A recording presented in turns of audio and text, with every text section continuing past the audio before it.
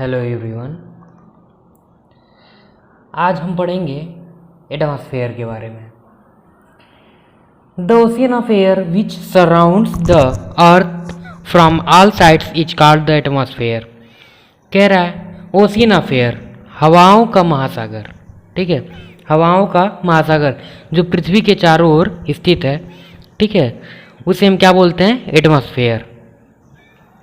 The gravitational pull of the earth holds the atmosphere around it. About 99% of the total mass of air lies within 32 kilometre from the earth. कह रहा है कि जो gravitational pull है अर्थ का, ठीक है, वो एटमॉस्फेयर को अपने आसपास क्या करती है? पकड़ करके रखती, होल्ड करके रखती है। लगभग पृथ्वी से 32 किलोमीटर अंदर की ओर एयर का, वायु का 99% भाग लाई करता है। मतलब पृथ्वी से 32 किलोमीटर अंदर तक एयर का 99% भाग स्थित है या लाई करता है। Air is a mixture of gases in bracket nitrogen, oxygen, carbon dioxide, ozone, helium, hydrogen etcetera, water vapour and dust particles. कह रहा है कि जो एयर है वो मिक्सचर है किसका? गैसेस का, वाटर वेपर और डस्ट पार्टिकल्स का। ठीक है, जो वायु है वह मिक्सचर है गैसेस का, वाटर वेपर और डस्ट पार्टिकल्स का। अब जो गैसेस हैं, किन किन गैसेस का मिश्रण है? गैसेस में देखते हैं nitrogen, oxygen, carbon dioxide, ozone, helium, hydrogen etcetera. ऐसे बहुत सारे गैसेस हैं जो हवा में मिले हुए हैं। The atmosphere protects us from harmful radiation and scorching heat of the sun. Air is vital for all forms of life on earth। कह रहा है जो एटमॉस्फेयर है वो प्रोटेक्ट करता है किससे? जो harmful radiation and scorching heat हैं मिलते हैं जो सन से, मतलब कि सूर्य से जो ऐसी रोशनी आती है, मतलब ऐसी ऊर्जा आती है जो जिससे हमारी स्किन, मतलब जिससे हमें प्रॉब्लम हो। ठीक है, ऐसे कर सकते हैं कि झुलसा देने वाली गर्मी, झुलसा देने वाली एनर्जी हमें सूर्य से मिलती है। ठीक है, और हार्मफुल जो रेडिएशन होते हैं जो प्राप्त होते हैं सन से, उनसे हमें ये क्या एटमॉस्फेयर क्या करता है? प्रोटेक्ट करता है। एयर है वह सभी पृथ्वी पर उपस्थित सभी फॉर्म्स ऑफ लाइफ के लिए, मतलब सभी जीवों के लिए यह उपस्थित है। ठीक है, कौन? एयर सभी लोगों के लिए मौजूद है। The condition of the atmosphere with respect to the temperature of air, atmospheric pressure, humidity etc. makes up the weather of a place. कह रहा है कि जो एटमॉस्फेयर की कंडीशन है, ठीक है, वह स्थिति है, जो एटमॉस्फेयर की स्थिति है वह किसके अकॉर्डिंग है? टेम्परेचर ऑफ एयर, एयर के temperature, atmospheric pressure, humidity etcetera. ये सभी किसी जगह का, किसी स्थान का जलवायु, मतलब कि वहाँ का वेदर, मतलब कि मौसम बनाने के लिए क्या है? ये सहायक है। कौन? एटमॉस्फेयर। किसी भी जगह का जो एटमॉस्फेयर है वो इन सभी चीज़ों पर डिपेंड करता है। The changes in the atmosphere can produce changes in the weather and climate of a place. कह रहा है कि एटमॉस्फेयर बदलता है। ठीक है, कब? एटमॉस्फेयर के बदलने से क्या होता है? जो मौसम होता है और क्लाइमेट होता है किसी भी जगह का, वह क्या होता है? वो भी बदलाव लाते रहता है, उसमें भी चेंजेस आते रहते हैं। मतलब कि जब किसी भी जगह का एटमॉस्फेयर चेंज होगा तो वहाँ का क्लाइमेट और वहाँ का वेदर जरूर चेंज होगा। ठीक है, नेक्स्ट है the biosphere. The lithosphere, hydrosphere and atmosphere in bracket land, water and air are made up of non living matter while the biosphere is the sphere of living organism। कह रहा है lithosphere, hydrosphere, atmosphere, मतलब कि land, water और air से जो जुड़ा हुआ है, ये किससे बनते हैं? नॉन लिविंग मैटर से, मतलब कि सभी निर्जीव पदार्थ से बनते हैं। ठीक है, जबकि जो बायोस्फीयर है, जैवमंडल है, यह जीवित पदार्थों से बना हुआ है। मतलब ऐसे कह सकते हैं कि लिविंग ऑर्गेनिज्म से ये बना हुआ है, जीवों से, सभी जीवों से ये मिलकर के बना हुआ है। It is found where lithosphere, hydrosphere and atmosphere meet and interact with each other to support life. कह रहा है यह पाए जाते हैं जहां पे लिथोस्फीयर, हाइड्रोस्फीयर, एटमॉस्फेयर मिलते हैं और एक दूसरे से इंटरेक्ट करते हैं। क्या करने के लिए? लाइफ को सपोर्ट करने के लिए, लाइफ के एग्जिस्टेंस के लिए। इट इज नैरो जोन, ये एक बहुत ही पतला क्षेत्र है, मतलब कि बहुत ही सिकुड़ा हुआ क्षेत्र है। अबाउट 24 किलोमीटर इन थिकनेस, इसकी मोटाई लगभग 24 किलोमीटर है। विच x tends a little above and below the surface of land and in water and air.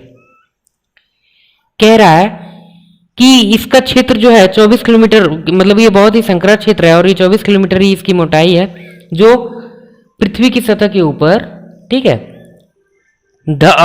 उसके नीचे और पानी में, ठीक है, वाटर और एयर में, ठीक है, पृथ्वी की सतह के नीचे, जल में और वायु में भी यह एग्जिस्ट करता है, मतलब वहां तक ये फैला हुआ है।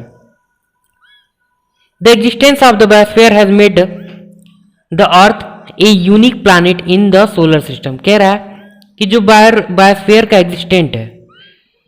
एग्जिस्टेंस है, बायोस्फीयर का जो अस्तित्व है, उसी की वजह से सोलर सिस्टम में जो अर्थ है वह एक अद्भुत प्लैनेट के रूप में निकल करके आया हुआ है। मतलब कि उसे सोलर सिस्टम में एक अद्भुत ग्रह, ठीक है, एक अद्भुत ग्रह बोल सकते हैं कि एक अद्भुत ग्रह के रूप में उसे जाना जाता है। The living organism in the biosphere very greatly in size and shape. कह रहा है कि बायोस्फीयर में जो लिविंग ऑर्गेनिज्म होते हैं, जो जीव हैं, उनकी साइज और शेप अलग अलग होती है, मतलब बहुत सारी वैरायटीज होती हैं, इनमें विविधताएं पाई जाती हैं। The variety of life on earth is called biodiversity. ये जो लाइफ की वैरायटी है जो अर्थ पे पाई जाती है, इसको हम क्या बोलते हैं? Biodiversity. The living organism in the biosphere can be classified into the plant kingdom and the animal kingdom. कह रहा है कि जो लिविंग ऑर्गेनिज्म है बायोस्फीयर में, उसे दो रूपों में क्लासिफाइड किया जा सकता है, प्लांट किंगडम और एनिमल किंगडम में, ठीक है। ये तो था आपका एटमॉस्फेयर और बायोस्फीयर। अब आते हैं द इकोसिस्टम पे। All the living organism as it is plants, animals and human beings depend on their immediate environment. कह रहा है इकोसिस्टम मतलब होता है पारिस्थितिकी तंत्र, ठीक है। कह रहा है कि जितने भी लिविंग ऑर्गेनिज्म है, जैसे पौधे, जानवर, जीवों से अभिप्राय, एंड ह्यूमन बींग्स, मनुष्य, ये सभी डिपेंड करते हैं इमीडिएट इन्वायरमेंट, मतलब कि वर्तमान समय का जो पर्यावरण है प्रेजेंट टाइम का, ये उस पर डिपेंड करते हैं, निर्भर करते हैं। They are also interdependent on each other, ये एक दूसरे पर भी निर्भर करते हैं। The relationship between the living organism as well as the relationship between the organisms and their surrounding form and ecosystem. कह रहा है कि जो रिलेशनशिप है किसके किसके बीच का? लिविंग ऑर्गेनिज्म, ठीक है, लिविंग ऑर्गेनिज्म के बीच का जो संबंध है, यह एक इकोसिस्टम के चारों ओर जीवों से जुड़ा हुआ है, ठीक है। लिविंग ऑर्गेनिज्म का जो संबंध है, यह एक इकोसिस्टम के चारों ओर जीवों से क्या है? जुड़ा हुआ है। The ecosystem has no particular size. Ecosystem का कोई विशेष रूप नहीं होता, मतलब इसका कोई साइज नहीं होता है।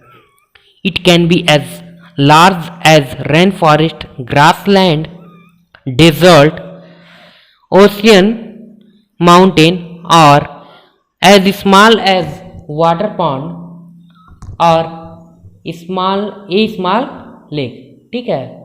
कह रहा है कि इकोसिस्टम का कोई पर्टिकुलर साइज नहीं होता है, यह बड़ा भी हो सकता है, rain forest, grassland, desert, ocean, mountain, और छोटा भी हो सकता है वाटर पॉन्ड की तरह, या फिर एक छोटे झील की तरह। इकोसिस्टम्स कैन बी नेचुरल और आर्टिफिशियल। जो इकोसिस्टम है वह नेचुरल भी हो सकता है और आर्टिफिशियल भी हो सकता है, मतलब प्राकृतिक भी हो सकता है और मनुष्य के द्वारा बनाया गया भी हो सकता है। The sun is the main source of energy for the growth and development of an ecosystem. जो सन है वह मेन सोर्स है एनर्जी का क्या है?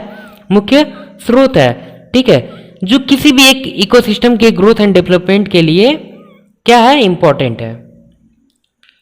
Ecology is the science which studies the relationship between the living organism and their environment.